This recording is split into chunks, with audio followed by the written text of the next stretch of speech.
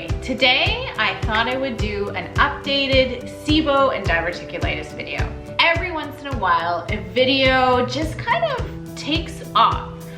It can be years ago that I made a video and then suddenly it'll gain traction. And somehow my SIBO and diverticulitis videos have gained interest lately. And although it was, 2017, I had diverticulitis, and then I feel pretty well cured from my SIBO. It's definitely something that I'm always kind of aware of and making sure that I don't go backwards. So I thought I would do an update video. There's been a lot of questions.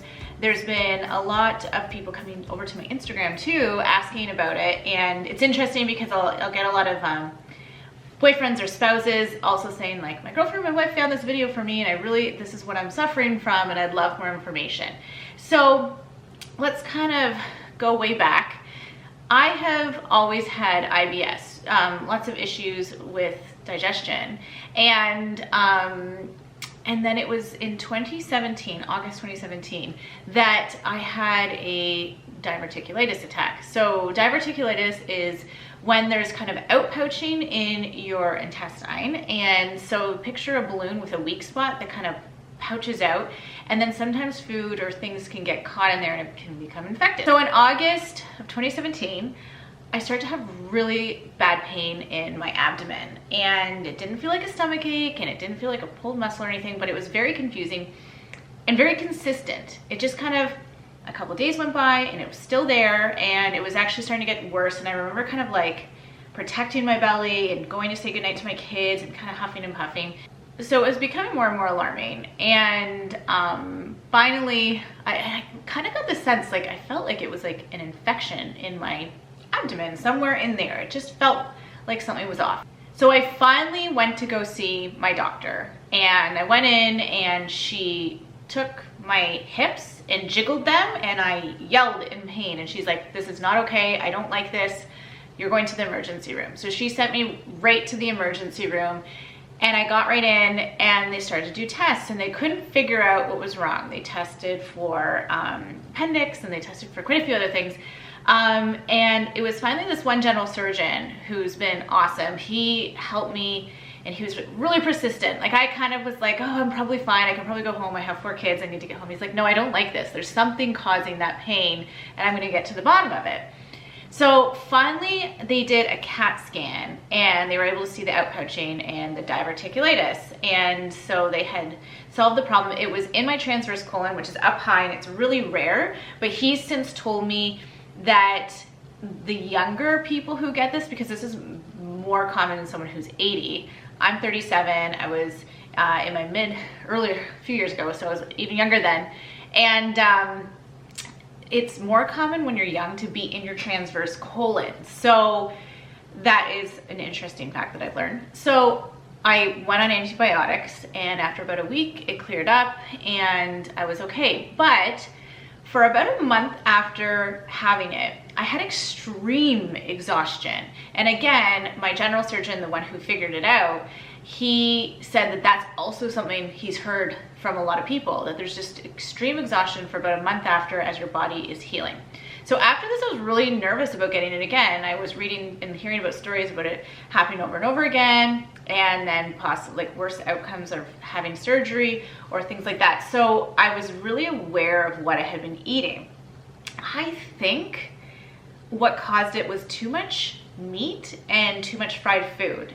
I did a lot of traveling that summer, and I'm usually a very clean, healthy eater. I don't eat a ton of red meat. I eat a lot of vegetables and salads, and I don't eat heavy foods, and I don't eat a lot of fried foods. It's not common for me. But that summer, I went to Mexico, then I went to New York. I then went to a lot of events and things that had heavy fried food, a lot of food that I wouldn't typically eat. And I really think that it was just too hard on my system. So that's kind of my prediction about it. But I've heard things about seeds and popcorn and different things. So first of all, consult your doctor before anything I'm saying. Like, it trumps anything I'm saying. Please go see your doctor about SIBO, diverticulitis, all those things. If you're suspecting it, what your doctor says, follow that. This is just my suspicion for myself. I haven't worried about cutting out nuts and seeds and popcorn. But I am really aware of fried foods, and I don't overload my body on heavy foods and fried foods and meats. So I've been fine since. I've had colonoscopy since, and it was totally fine. There was zero outpouching or anything like that. So that's kind of the diverticulitis update. I'm really thankful I haven't had another episode, and I've heard so often that a lot of people have this over and over again. I drink a lot of water too. I'm like I said, I'm a pretty clean eater. I eat really healthy. So let's jump to SIBO. In about 2018, I got into some really bad digestion issues. I was having a lot of bloating. Things were going right through me. I was having a lot of gas. Like, it just, everything I ate felt like it was upsetting my stomach. And it got to the point where there was less and less foods I felt like I could eat. Garlic became a huge issue for me. Onions, dairy, even like just so many foods. I kept having to cut more and more out. So then I was doing the low FODMAP diet, and that was helping a bit, but then again, more and more were becoming issues. And I was becoming really, really discouraged, and some days it would be so bad and I'd think, okay, I feel like if I eat peanut butter, it will compensate it, or I feel like if I eat bread, it will make me feel better. Like, I would get these cravings thinking, okay, my body needs this, so I'm gonna eat that. And I ended up gaining weight too. I was really just, I was emotionally eating. I was trying to medicate myself by eating more. And it was almost like overloading my system at every meal. So eventually I decided, okay, I'm gonna go see a GI doctor and a naturopath at the same time. And it was the best decision I've ever made, because I was able to get the same conclusion with both. My GI doctor called my diagnosis, like there was a bacterial overgrowth in my gut, yet she would never call it SIBO, which is small intestinal bacterial overgrowth. And then with the naturopath, she had me do the test with the gases where you breathe into the tubes and you send it in, and it came back that I had SIBO. And so they were both the same conclusion, just different ends of the spectrum. And I would highly recommend seeing a traditional medical doctor as well as a naturopath if you're dealing with this. I think that it's really good to come at both ends. So then they each kind of came to the table with, okay, this is what we can do about it. The doctor had a prescription that's like a really expensive prescription. I think it's like $600, and it sometimes works. And then my naturopath had all these different you know, remedies for it, which I'm gonna insert the clip right now of my previous video sharing about that. I've got like my pill bin here. It's a lot, guys. And I'm gonna read out. I made my own chart to figure out, to stay on track with everything, and I read it all to you because it's crazy. And truthfully, there's a couple of things I haven't been able to keep up with, and I'll tell you what I've recently done because I had some pretty bad side effects. So I would take, basically, so for my progesterone, I was taking I'm taking Tree. For my stomach, to kind of like help cut out the SIBO, I'm taking berberine, and I'm taking oregano. And because it's hard on my liver, I'm to drink lemon water and do castor oil on my right rib with a heating pad. And then this is on top of like my iron and my vitamin D and stuff I take, my Synthroid. And then I was taking NAC and Livco. Okay, so let me tell you how often I had to take all these. So lemon water first thing in the morning, then I would take my Synthroid, the NAC, the 2 berberine, 2 oregano, and 1 Tree, all with food, so with my breakfast. Then on an empty stomach, take 2 Livco.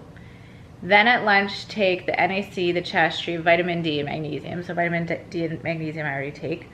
Then on an empty stomach, 2 more Livco. Then with dinner, NAC, berberine, 2 of them, 2 oregano, and then my iron.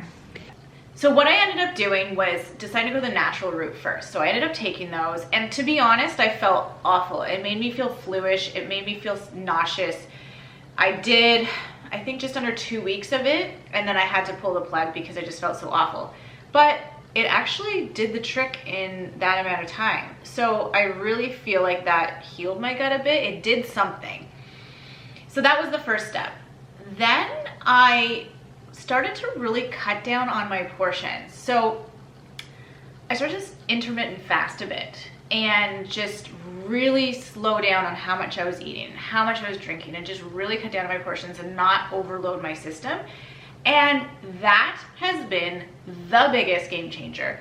Cutting back and doing actually intermittent fasting, that's been huge. It's like every once in a while, just maybe going without breakfast or lunch, but I'll still, like, something I'll have is like maybe a little piece of turkey or a little piece of like dark chocolate, just to kind of keep me going, and then later in the day start eating.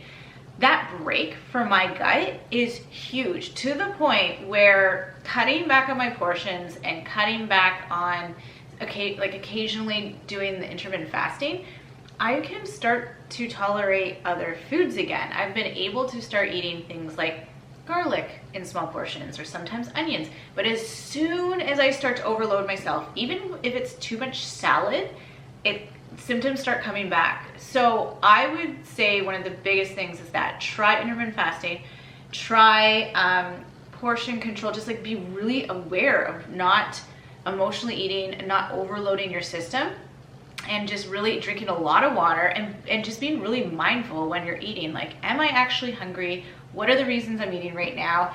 And I've lost weight through this. It's weight that I felt like I needed to shed. And I've also been doing CrossFit 3 times a week for, since September. It's now late January. That has been huge for me, and I think that has helped with my gut as well.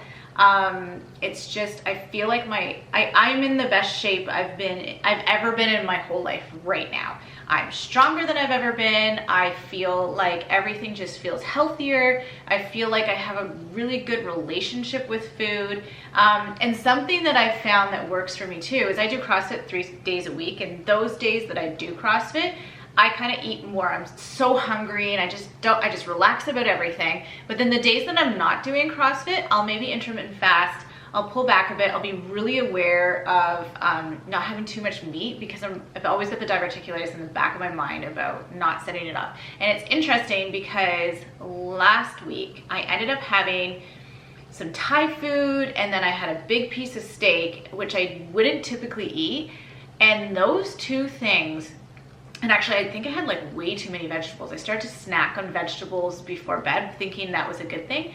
And that combination of things just really started to set stuff off again. And it has taken me a while to reset my gut. Something quick that I found to help reset my gut, and that I eat for breakfast and sometimes lunch because it just heals it, is I'll take some oats.